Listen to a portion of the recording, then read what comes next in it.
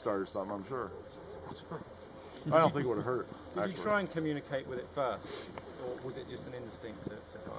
Put this in your mind. You're out here looking in this forest, and you thought it was an aircraft crash. You get up to it, this light, and then you see a triangular craft up here, and it seems aggressive because it's not something simple like a crash or something unknown. Yeah, it felt hostile at that point. Was it hostile?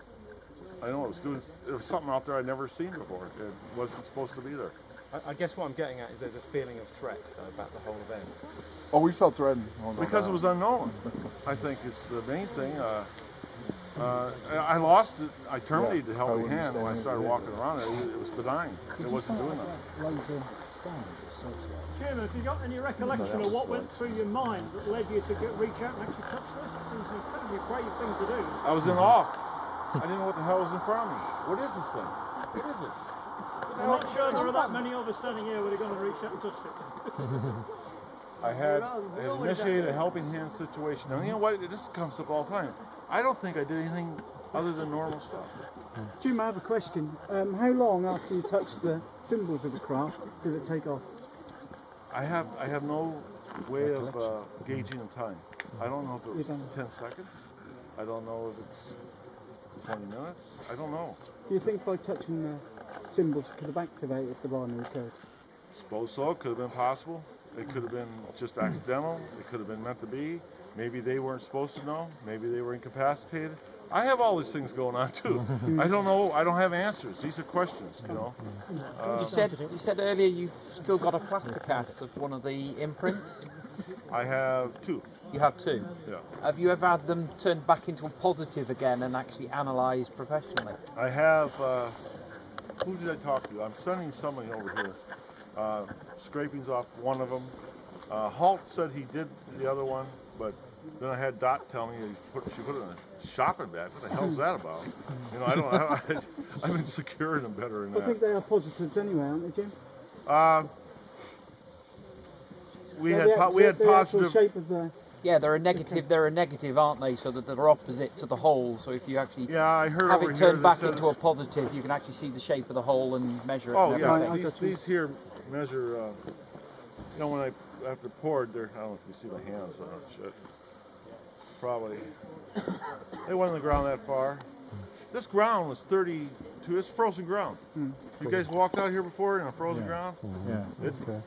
They one of the airplanes they brought in the week after. And they shut this whole side. We should have showed you that over.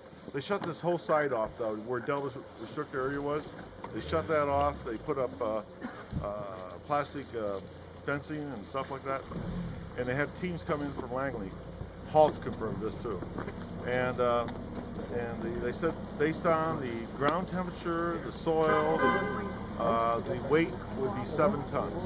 That's how they estimated it. And I'll tell you what, 7 tons is like feathers. You don't have airplanes fly that light. That's pretty light. A-10 aircraft weighs around 18 tons, 20 tons.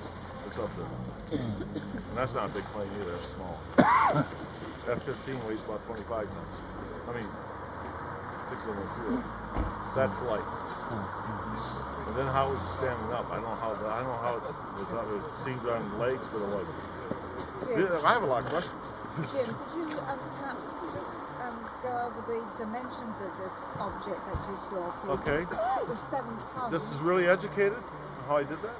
There's no measuring device out there? Well, just, roughly, I took long strides.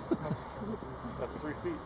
My stride. Well, not how you did it, but, what was, in your estimation, how big was it in height and width and depth? Okay, it was 3 meters by 3 meters by 3 meters. Approximately, 7 tons. well, whatever 7 feet is, 6.5 feet tall. So is it 3 meters high? How high? 3 by 3 by 3. Not quite. It was over my height. I'm 6'2", and it was over my height. So whatever that is, I'm guessing. I had no way of measuring. Oh, yeah. That's we didn't. I don't. I tell you, when we went into the bubble area of this invisible area surrounding us, that's when the whole sound went dead and everything.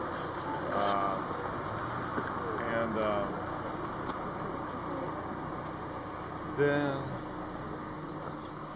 next time we noticed a time problem was, we went back to CSC, turned our weapons in. My watch is 45 minutes off. You know, I thought I broke it out. And so I shut that up. I said, damn it, I lost a watch. I said, John, I said, you know, what time is it? He said, I lost 45 minutes off the damn watch. Something's wrong with the battery. So I don't know. That's not good. We both have 45 minutes lost. Where did I lose it? I don't know. I have no idea. He lost the same thing. We only found that out, you know, last year. So, you know. How come you never actually talked? You never actually talked together before? John? What? That's the weirdest thing in the world, isn't it? Why we haven't talked about it for 30 years. Talked we rode about- together. We rode together. We never talked about it. We didn't have a need to talk about it. We wanted it to go away. And besides, we were both standing beside each other. What is there to talk about when you're both there? You know? We never talked about it, and partly because they said it was also classified stuff, and we didn't have a need to do it. Actually, you know, to be honest with you guys, top secret, I'm going to tell you right now, I don't care if you had a secret clearance and it was top secret. I think I would have talked about it. Hey, John, who's out with it? What's it? What about that light, you know, or something like that? We would have been talking. We never did. This is an unknown. You're wondering, why would a normal person do this? I don't know. Have no idea. We didn't. Did anybody try to prevent you guys from talking to each other? Yes. During my hypnosis, one of the things that OSI, in the OSI building, when it was said, and Linda has the exact taping of this, is it says that John and I cannot get together again. We can never, we can't, they got to keep us apart. And the reason for that, because we'll figure it out.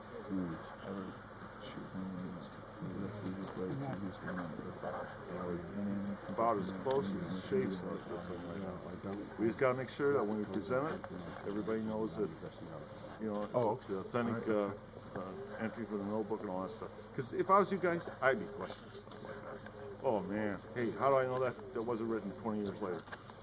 You know, stuff like that. Why release it now anyway? Just why now? What triggered you to do it now? We had a need, an urge, a drive, saying that's why we're here. We don't know why we're here. We're here because we think we need to be here. Okay? There's a feeling. There's no facts behind it. I mean, I told my family, I got 3 grown girls, one like 32 and 28 and whatever. I'm telling them, they go, oh, drive, huh? Well, does that mean like you have no choice? I went, yeah. There you go. And my kids are wonderful. They go, okay, Dad, well, I guess we're going to spend Christmas in England. That's what it is. They didn't question it. They were here too when it happened. And John's got some wonderful stories about his son on it. We got a lot of support. And, hey, this is a hard thing, you know. Imagine you have to tell your family that you've seen triangular craft and alien thinking, what could that be? UFO? What? Are you serious? What were you smoking?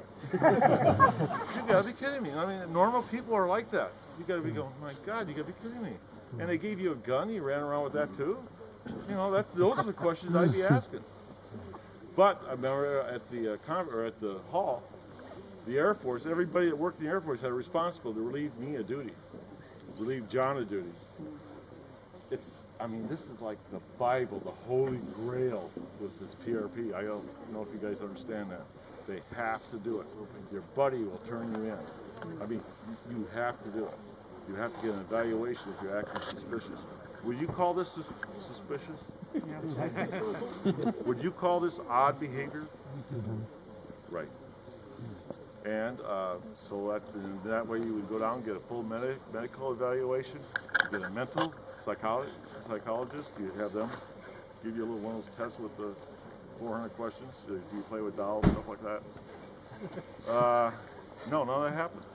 No, they went and put me in an area that was priority A. That's all I have to say. And guarding weapon systems and delivery systems that could probably destroy part of the world. That's what they did. So what have you gained from returning? I mean, how have you changed since you've been back? I had total recall out there. I remember things I was telling before was not factual. Location, and they all conflicted with some of the stuff John was talking about. And when I got out there, I mean, it was just, this is really emotional. I mean, it was actually draining out there. I mean, almost breaking down kind of. It's really rough. And yeah, this is what we want to do. We want to go ahead and get cameras on us and do documentaries and enjoy this. There is no enjoyment here. We felt that we had to do this because you guys deserve finally at least an honest approach from somebody, you know? Just tell you what we know.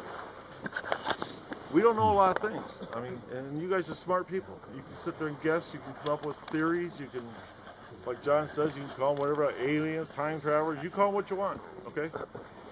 I know this, that wasn't a United States Air Force craft. Okay, I know it wasn't in the James Book of Aircraft. Do we have an aircraft now that can take off vertically, no sound, with no air displacement? No air displacement. How in the hell can that happen? Can't happen today. Area 51 people don't have that, right? Yeah. They just got those spaceships, don't they? Or something, I don't know. Something down there. Keep going on that. I don't know. You got no audience on the Area 51 thing. Keep going. You know, I actually been to Area 51, and it's, So have I. it's actually research. You did a hypnosis regression session, and that was 1996, or when was it? 1994. And it helped you remember details that you were recording. What it did is that I don't remember. And I was talking to a guy who said he had hypnosis. He could remember and he could come up. I'm gonna tell you what. I think it affects everybody different because John was different than I was. I don't remember the hypnosis sessions, you know, going through it. And so when I watched the film, I watched part of it, like 5 minutes. I didn't remember it. It was all new. It was like watching a movie. And so, prior to coming over here, Linda Moulton Hall took it, put it on DVD. She pestered me to death to watch it. Finally, I had enough courage to watch it, and I watched the whole thing for the first time. That's another problem, okay? First time after 1994, I watched the whole thing. It was just too emotional, all right? It just wrecks me. I watched it and I'm going, oh, that makes sense. That's what John was saying. Oh, I didn't remember that. Just stuff that I thought was, you know. So what did you see yourself feeling during the hypnosis regression? I mean, what did you say during hypnosis? What part? Well, as for, let's say, interaction with the crowd. Oh, I did doing a 360 around.